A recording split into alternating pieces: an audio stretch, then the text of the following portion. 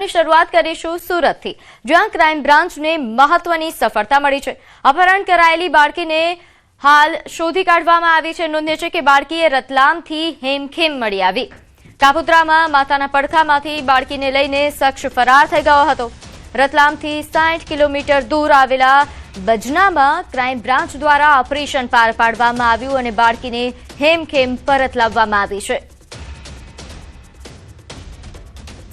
તો સુરતમાં જે ઘટના બની હતી, જેના એક સીસીટીવી ફૂટેજ પણ સામે આવ્યા હતા અને આ સીસીટીવી ફૂટેજના આધારે ક્રાઇમ બ્રાન્ચે આ મોટું ઓપરેશન પાર પાડ્યું।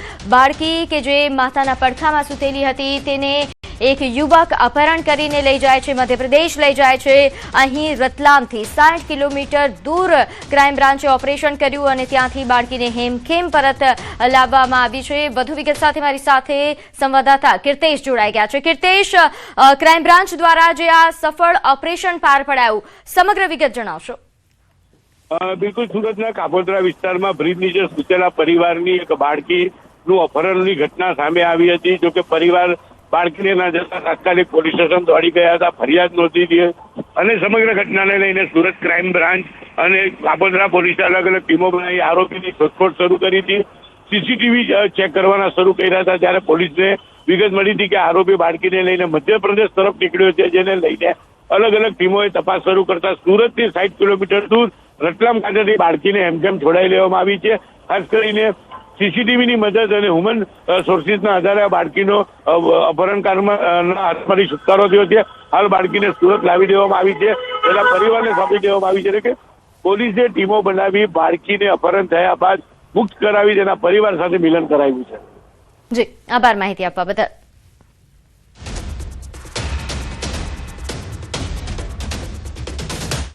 હવે વાત કરીએ અમદાવાદના જુહાપુરામાં થયેલ હત્યાના બનાવ અંગે। સોશિયલ મીડિયા પર સ્ટોરી મૂકવા બાબતે હત્યા થઈ। મોહમ્મદ શાલિક શેખ નામના યુવકની હત્યા કરવામાં આવી। જુહાપુરા આયશા મસ્જિદ પાસેનો આ બનાવ છે, જ્યાં રેહાન પઠાણ સહિત અન્ય આરોપીઓ સામે ગુનો દાખલ કરવામાં આવ્યો। પોલીસે મુખ્ય આરોપી સહિત અન્યને હસ્તગત કર્યા છે। વેજલપુર પોલીસે સમગ્ર મામલે વધુ તપાસ શરૂ કરી છે।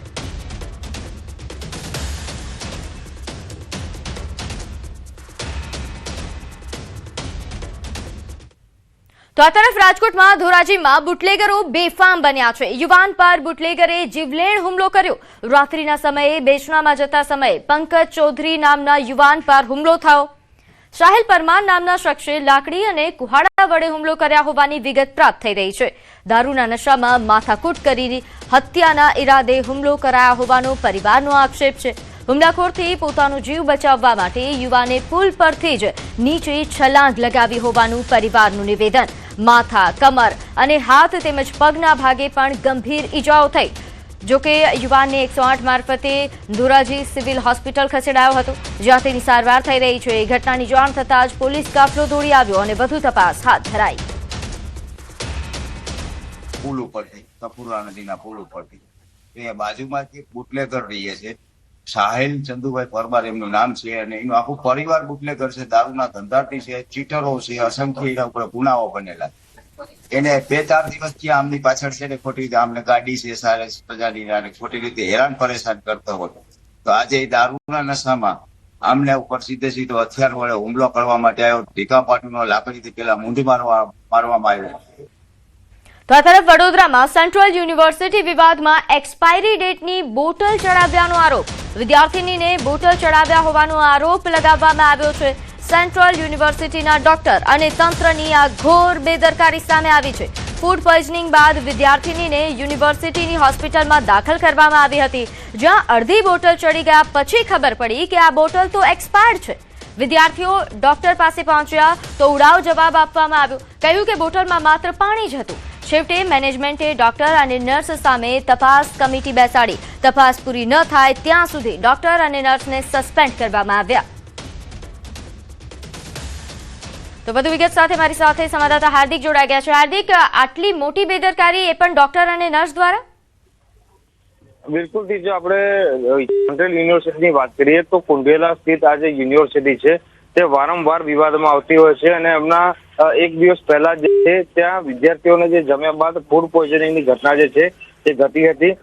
યુનિવર્સિટીનું જે હોસ્પિટલ છે ત્યાં વિદ્યાર્થીઓને સારવાર આપવામાં આવી રહી હતી, ત્યારે એક વિદ્યાર્થીની જે છે તેની તબિયત જે છે તે વધુ લથડતા તેની પ્રાથમિક સારવાર કરવામાં આવી રહી હતી. દરમિયાન કેટલાક વિદ્યાર્થીઓના ધ્યાને આવ્યું હતું કે તેને જે બોટલ ચડાવવામાં આવી રહી છે તે એક્સપાયરી ડેટ છે, એટલે વિદ્યાર્થીઓ ચોંક્યા હતા અને તેમના દ્વારા જે ડોક્ટર છે તેને રજૂઆત કરવામાં આવી. ત્યારે ડોક્ટર પ્રાચીલ શાહ છે તેમના દ્વારા ઉડાવ જવાબ આપવામાં આવ્યો હતો અને કહેવામાં આવ્યું હતું કે આ જે બોટલ છે તેમાં દવા નહીં પરંતુ માત્ર ને માત્ર પાણી જ છે. એટલે વિદ્યાર્થીઓ જે છે તે રોષે ભરાયા હતા અને જે સત્તાધીશો છે તેમને ઉગ્ર રજૂઆત જે છે તે વિદ્યાર્થીઓ દ્વારા કરવામાં આવી હતી અને જે મેનેજમેન્ટ છે તેમના દ્વારા સમગ્ર મામલે તપાસ સમિતિની રચના જે છે તે કરવામાં આવી છે. અને હાલની પરિસ્થિતિની વાત કરવામાં આવે તો હાલ ડોક્ટર અને જે નર્સ છે, ડોક્ટર પ્રસિદ્ધ શાહ છે અને નર્સ છે એ શ્વેતા ઝાલા છે, તેમને જે છે તે હાલ પૂરતા સસ્પેન્ડ જે છે તે કરવામાં આવે છે. એટલે ચોક્કસથી કહીએ તો વિદ્યાર્થીઓ જ્યારે યુનિવર્સિટીમાં ભણતા હોય, હોસ્ટેલમાં રહીને અભ્યાસ કરતા હોય ત્યારે જે સત્તા તંત્ર છે તેમના દ્વારા જાણતા અજાણતા જે છે તે વિદ્યાર્થીઓના સ્વાસ્થ્ય સાથે ચેડા કરવામાં આવી રહ્યું હોય તેવા ઘટના પ્રતિફલિત થઈ રહ્યું છે. જી, આભાર માહિતી આપવા બદલ.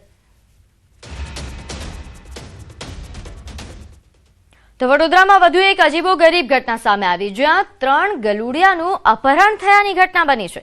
કોથળામાં ભરીને ગલુડિયાને કારમાં નાખી દેવામાં આવ્યા અને રઘુકુળ સ્કૂલ પાસે આ ઘટના બની, જે સીસીટીવી કેમેરામાં કેદ થઈ. પંચમ ડુપ્લેક્સમાં 3 ગલુડિયાઓને કોથળામાં ભરી કાર ચાલક ફરાર થઈ ગયો. સમગ્ર ઘટનાના વિડીયો વાયરલ થઈ રહ્યા છે. બાપુદ પોલીસ સ્ટેશનમાં ફરિયાદ નોંધાઈ છે અને પોલીસ દ્વારા વધુ તપાસ હાથ ધરાઈ. તો વડોદરાનો આ અજીબો ગરીબ બનાવ નોંધે છે કે ઘણા ચોરીના બનાવો તમે સાંભળ્યા હશે, પરંતુ આ રીતે 3 ગલુડિયાઓની ચોરીનો બનાવ કદાચ પહેલી વાર સાંભળ્યો હશે. 3 ગલુડિયાઓનું અપહરણ કરીને આ જે કાર ચાલક છે તે ફરાર થાય છે. આ સમગ્ર ઘટનાના સીસીટીવી ફૂટેજ સામે આવ્યા છે, જે બાદ પોલીસે સીસીટીવી આધારે તપાસ હાથ ધરી છે. બાપુદ પોલીસ દ્વારા હાલ તપાસ હાથ ધરવામાં આવી છે, પરંતુ આ સમગ્ર ઘટનાનો વિડીયો સોશિયલ મીડિયા પર વાયરલ થઈ રહ્યો છે અને ઘણી ચર્ચાઓ થઈ રહી છે. તો આ તરફ કેદારનાથ યાત્રાના પ્રથમ દિવસે ગુજરાતી શ્રદ્ધાળુના મોતના સમાચાર. કેદારનાથમાં વડોદરાના શ્રદ્ધાળુનું હાર્ટ એટેકથી મોત થયું. દિલીપભાઈ માળી નામના શ્રદ્ધાળુનું હાર્ટ એટેકથી મોત થયું છે. મૃતકના પુત્રએ સ્થાનિક તંત્ર પર બેદરકારીના આક્ષેપ કર્યા.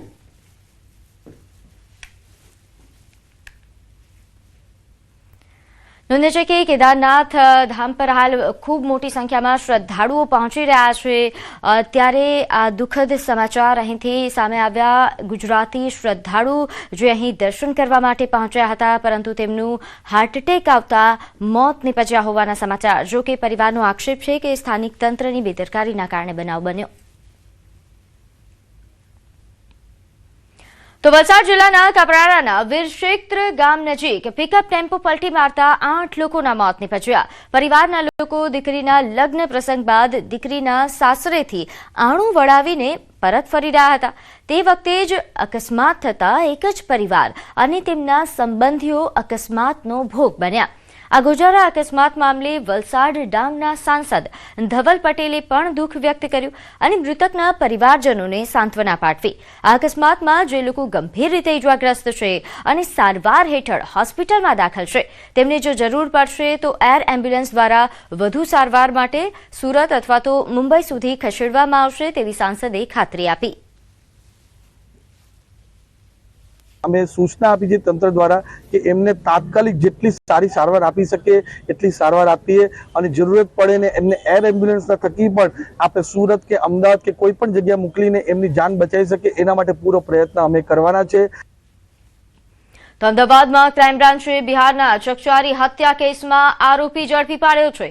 બારૂન પોલીસ સ્ટેશનમાં હત્યાના ગુનામાં પોલીસની કાર્યવાહી સામે આવી. નોંધે છે કે આરોપી નજરે આલમની ક્રાઇમ બ્રાન્ચે ધરપકડ કરી છે. મૃતક જે તે સમયે રાતે કોલ આવતા ઘરેથી નીકળ્યો હતો, બાદમાં પરત ન આવ્યો અને મૃતક દિલીપસિંહનો ગળું કપાયેલી હાલતમાં મૃતદેહ મળી આવ્યો હતો, જે બાદ તપાસનો ધમધમાટ શરૂ થયો.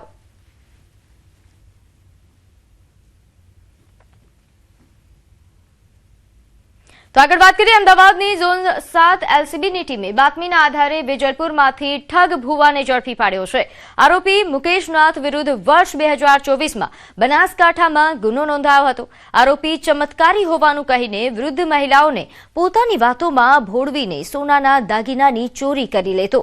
પાલનપુર અને રાજકોટમાં ભક્તિના નામે છેતરપિંડી કરી હતી, જેમાં આધ્યાત્મિક શક્તિનો દેખાવ કરી મહિલાઓ સાથે છેતરપિંડી કરતા હોવાની વિગતો મળી છે. આરોપી સામે અગાઉ રામોલ અને વાસણા પોલીસ સ્ટેશનમાં પણ ગુનો નોંધાયો છે. પોલીસે તેની પાસેથી સોનાની બુટ્ટી રિકવર કરી છે અને તેની સામે વધુ તપાસ પણ હાથ ધરી છે.